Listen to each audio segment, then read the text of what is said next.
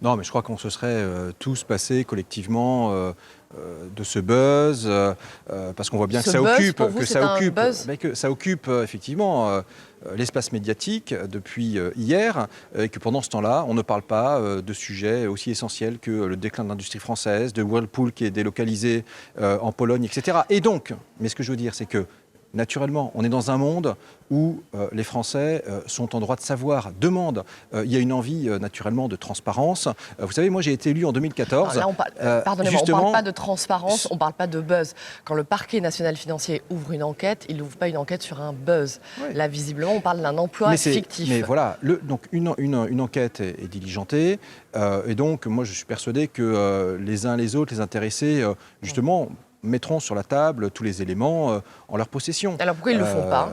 Donc je pense vous savez, dans le cadre d'une enquête, c'est qu'il y a des droits, des devoirs pour la défense, pour les personnes qui sont mises en cause. Et donc il s'agit bien que tout cela soit respecté. Voilà, donc, mais c'est vrai que... Mais les faits ne vous paraissent pas accablants ?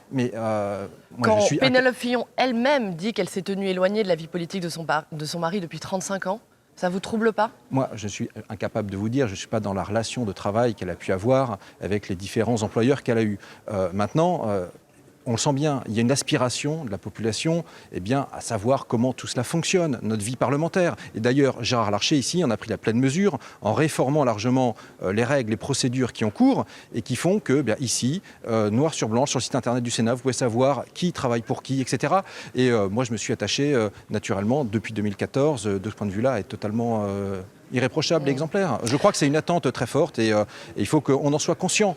Il y a les règles, il y a la loi, mais au-delà de la loi, il y a également le quotidien des gens qui est souvent dur et qui donc attendent d'autant plus d'exemplarité de leurs dirigeants.